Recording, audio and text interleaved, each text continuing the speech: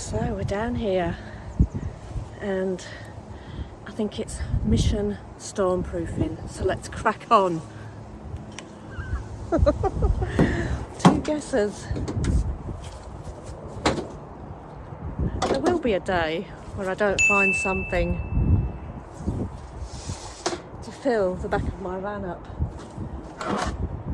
I found an old, well, it says old, it looks pretty new. I don't think it's been used. It was in a skip at work and it's like a kitchen bin, but I'm going to hopefully drill some holes in the bottom and have a go at growing some extra large carrots this year.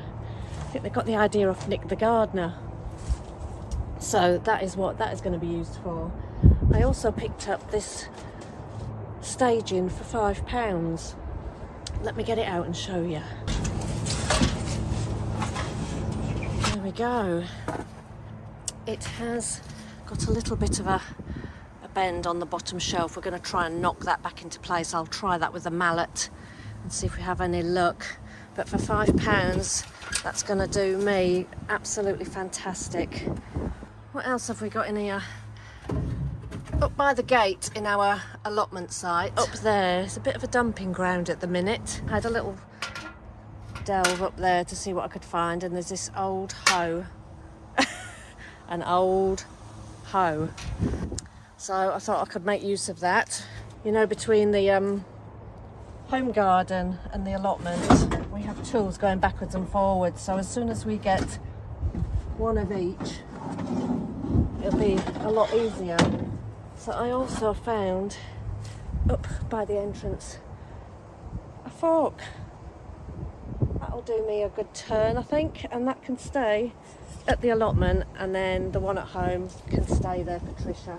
So now I've emptied the van, let's get down to plot 2 and start stormproofing. I'm not going to believe what I've just done. I've just dropped my basket that had my phone and gimbal on it, and I've just broken the adapter in the socket, so you probably can't even hear me at the moment. Nightmare. Let me show you. See that little chip there? That was attached to the DJI microphone bit. This is the second one I've had, so it looks like I'm going to be purchasing another. Fun and joy. So we've got no microphone other than what's on the phone, so let's go. Ugh. Right, I'm over the broken microphone. The chip has completely snapped off the bit that goes into my iPhone, so I'll be purchasing a new one of those later, unexpectedly. Shallots. You see, they're trying to get out of their pots, as too are some of the onions, raising themselves up. I'm just going to pop a few back in. Yeah, can you see? I'm not damaging the roots by pushing them back in, but I want to protect the roots from any frost that may come. But you can see that they're rooting in there. So just a little, this one right out of its pot. Let's just give it a little stick back in and let's work our way along. Another one there. I've seen this on other people's posts about onions jumping out of their compost. Another one there, look. Back in you go. Alright, let's hope that protects them a little bit. The first lot are doing great. A few more pushed in. Here we go again. You remember this last year? I think Danny at Grow Up also found the same with the Charles Dowding trays. Their little onion roots come out. I can't even lift that up. And you see, do they need putting on into bigger pots? Ooh, I'm not sure. I need to get some manure and just cover these beds. I think I'm going to put my pak choi in here. And that's one of the sweet potatoes. I will put the little video in now to show you what I actually harvested from the last 2 buckets of sweet potatoes. But these taste amazing. Could have done with being a bit bigger, but let me take you back now and show you how I harvested these.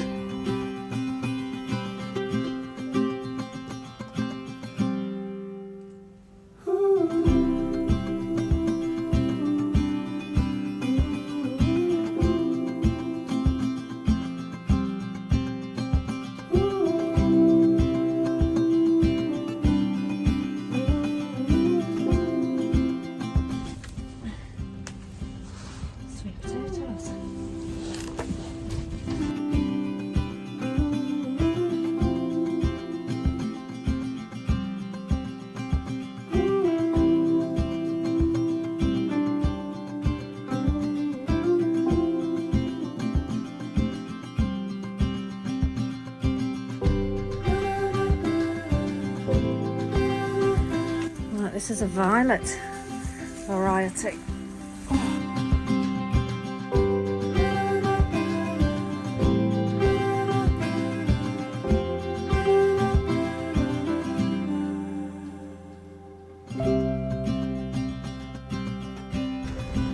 Those are what we've got from the sweet potatoes. I would have loved for these red ones, violet ones, to be in a lot bigger.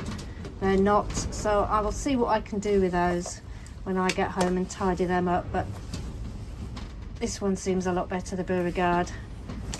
Right, I've cleared the greenhouse. I just thought it'd be better to work in here and do a bit of filming in here today, seeing as I've just broke my mic. And little trial. If you can remember last year when I got my free resource of manure from a lady not far away, I put all but 1 bag on the beds, so I saved a bag just to see what would happen, and look at that. That is fantastic. I love that. And in comparison, over this side we have the lady that now and again comes and knocks on our door and asks us if we would like some manure. It's bagged and sealed. I've shown you this before on the videos, but for those that you haven't, is it called Country Manor? And I wasn't so sure. Obviously somebody coming knocking on your door offering you bags of compost. I have put this on the home beds before now, and it's done all right, to be honest. I haven't noticed anything. It didn't do so well for Trisha's flowers, and I'm not even sure what I'm going to grow in here this year. But I thought if I do half of the Country Manor, half of what I know is fantastic 2-year-old, if not longer, farm horse manure, and just see. Job 1 is to get this water butt inside the shed. I know it's tucked away, tiny bit of water in the bottom there, but which can be tipped out at the minute. But if the winds are coming, I don't want that falling into the shed windows. So job 1, get that in the shed.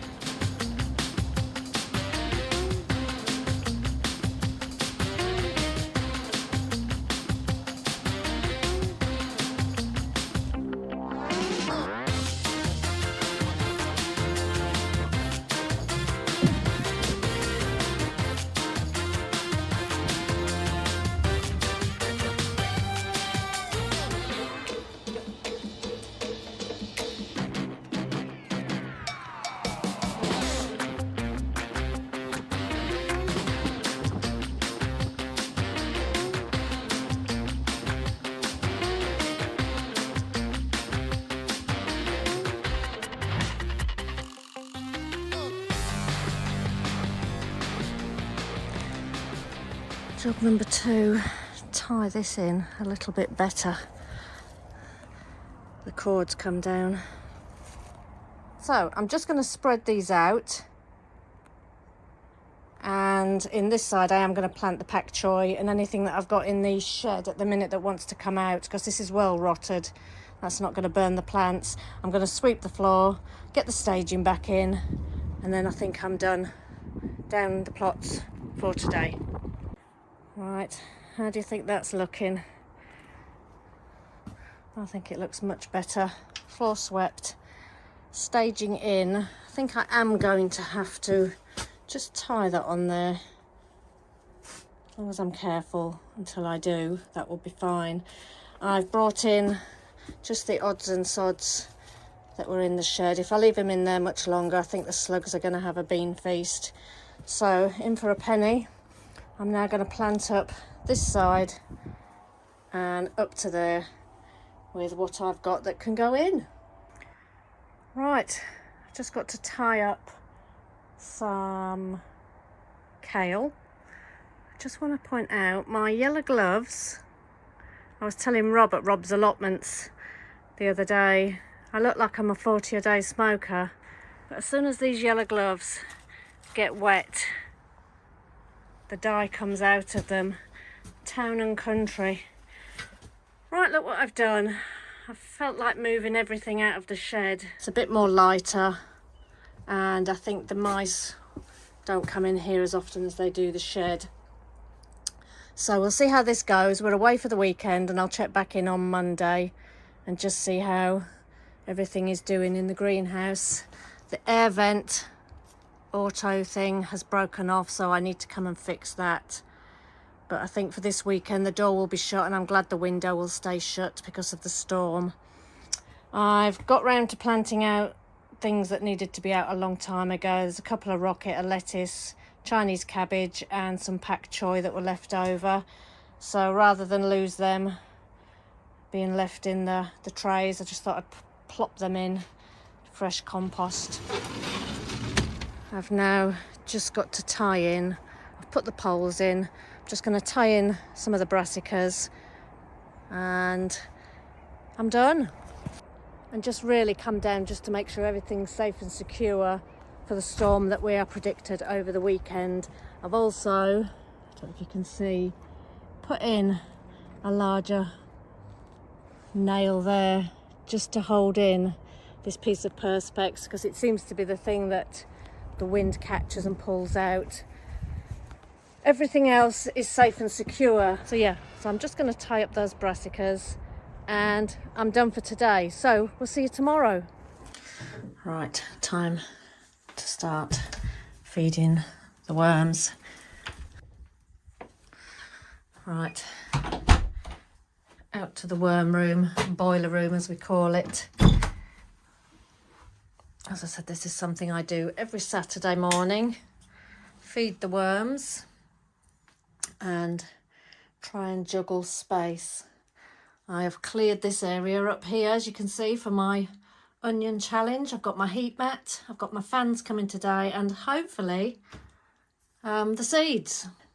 Into the freezer we go. This little compartment here is the worm food.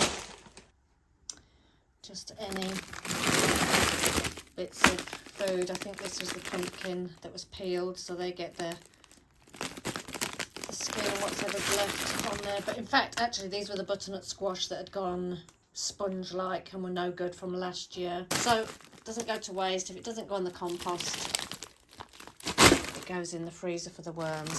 So I'm just going to take a little bit out, fill the bowl, and let that just defrost a tiny little bit at room temperature for, say, about an hour before I will then feed the worms. A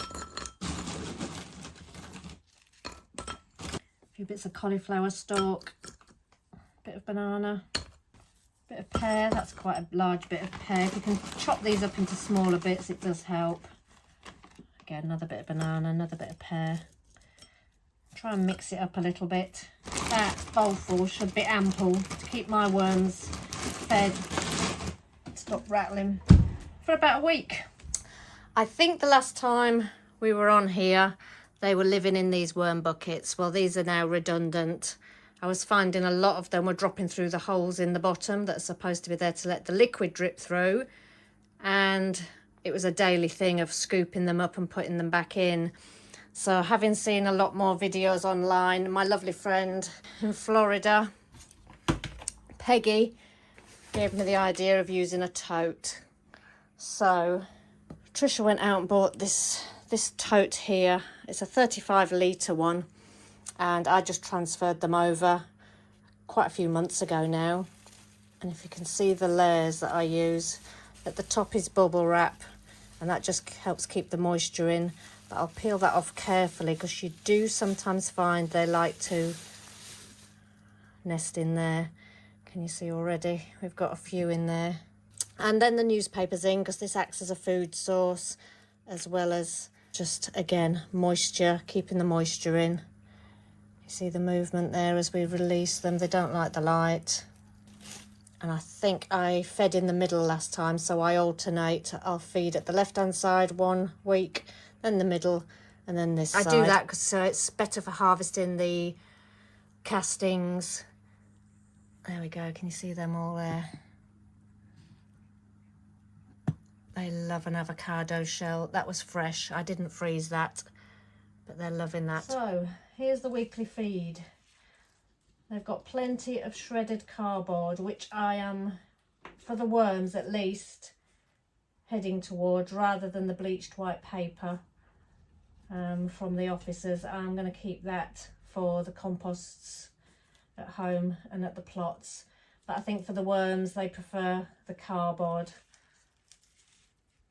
So let's go. I've dug a trench, probably 3/4 of a hand depth. A few worms there. I like to move them around away from the bottom just so they don't freeze as I put in the fruits. That's quite a big piece of pear, like I said. Cauliflower, banana, anything really, any fruit and veg. And I freeze it because it helps the fruit break down and be more accessible quickly for the worms. So that is enough food for my worms.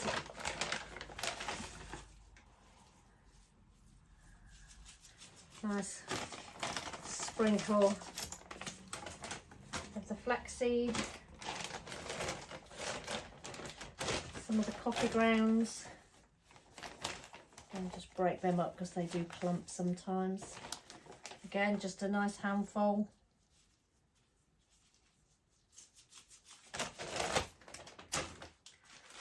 And finally the eggshells. This is a bit of a treat for them too. So a good few pinches of that, just covering up the veg. And then what I do, still bits of food left from last week. Not sure what that is. Again, could be a bit of pear. So we'll just put that back, cover it all again. That's back on. I'll leave a little bit. I don't bring the plastic all the way to the end. The newspaper is though. And then that just aerates. Get the lid. I don't lock the lid on. It's just so if anything falls or anything, it doesn't fall into the worm bin. And that has a little gap there. So far so good. We've had no escapees from these kind of bins. Not like the black ones. And the temperature in here needs to be between 13 Celsius and 25 Celsius, which it is more often than not. At the minute it's 17.1, so it's ideal for the worms. So I hope you enjoyed that little worm update. I've been asked by Stella and Peggy on more than one occasion to just do a little update so they know how the worms are coming along. I'm absolutely loving the amount of worm castings they provide for such little effort on our behalf. They're not time consuming at all. What's that taken me? 10 minutes, I would say, from start to finish, feeding the worms once a week, and they reward me with some beautiful worm castings, which I mix in with my compost when potting on. So take care, we'll see you soon.